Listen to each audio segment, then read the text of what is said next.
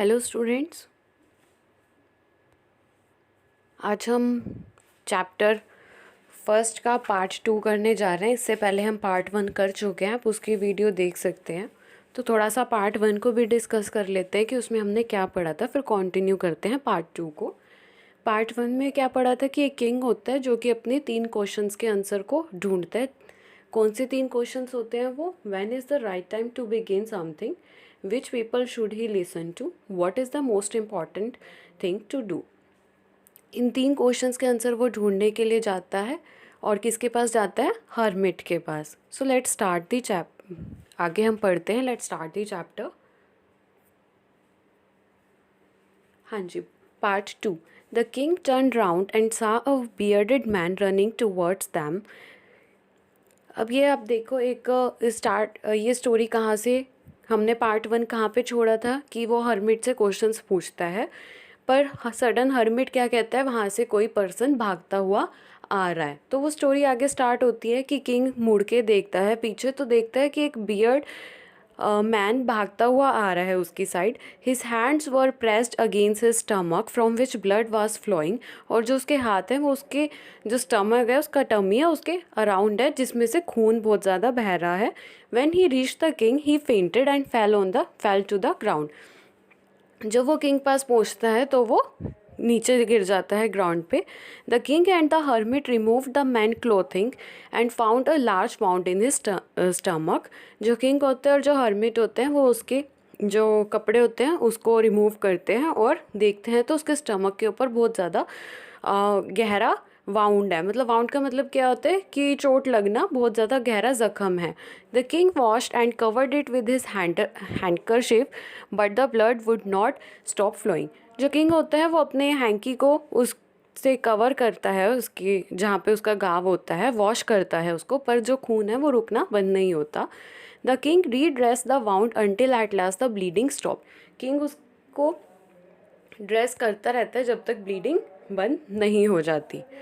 So the man felt better and ask for something to drink. जब man, जो वो person है जो घायल है, जब वो बेटर फील, अच्छा फील करने लग जाता है और कुछ पीने के लिए मांगता है। The king brought fresh water and gave it to him. जो किंग है वो फ्रेश पानी लेके आता है और उसे देता है। By this time the sun had set and the air was cool. Sun भी छिप जाता है और हवा ठंडी चलने लगती है। The king with the hermit's help carried the wounded man into the hut and laid him on the bed. जो किंग होता है और साथ में हर्मिट की हेल्प से वो उस घायल पर्सन को हट में ले जाता है और उसे वहाँ पे बेड पे लिटा देता है। The man closed his eyes and ले quite.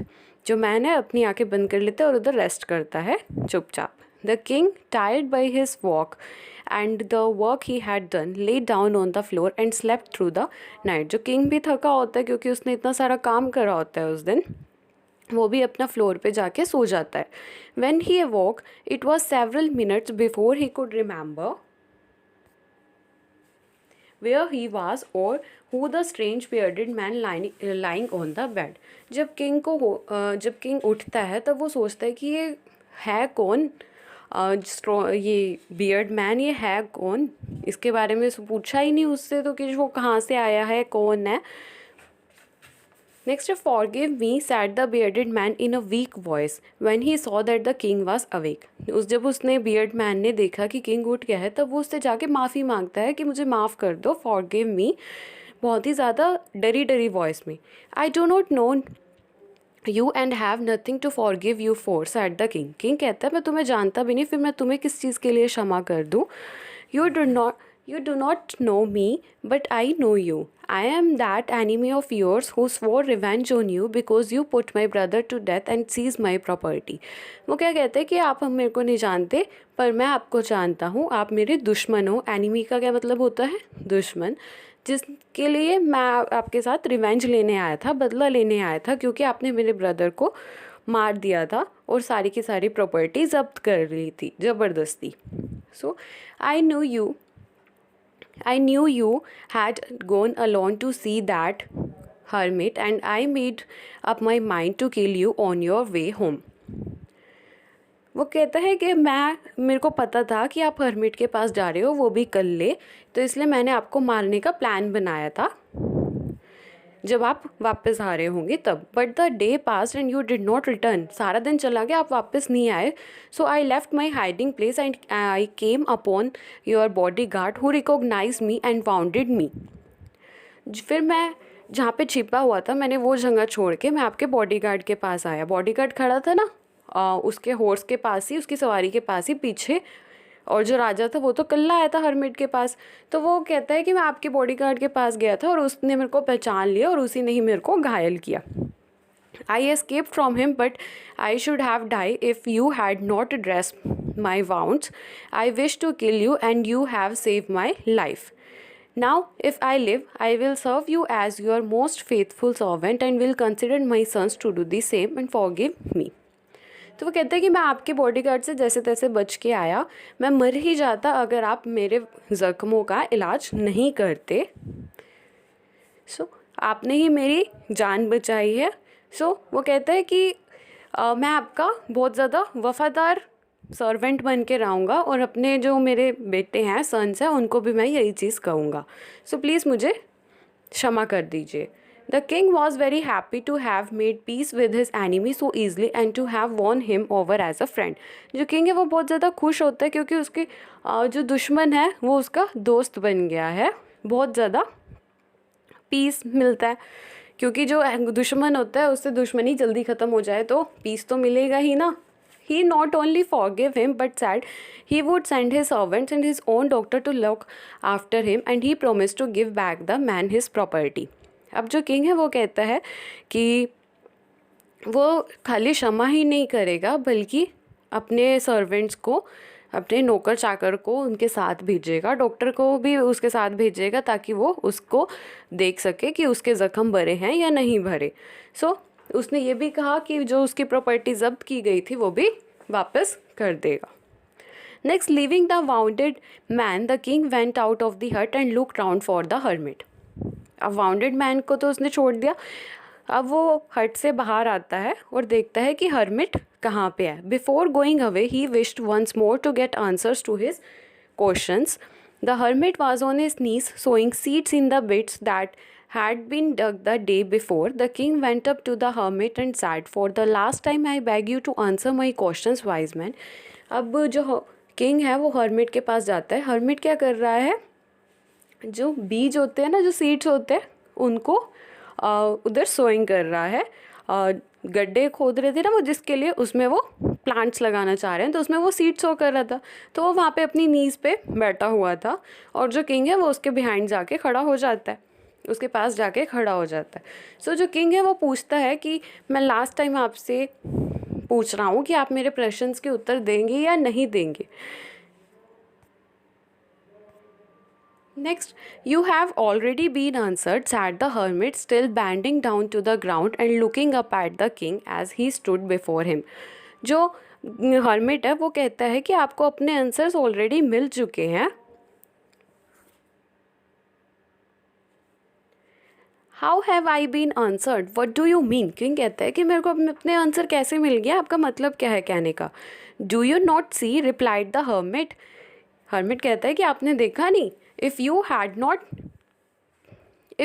Not pitied my weakness yesterday and had not dug these birds for me, you won't have gone away, sorry you would have gone away.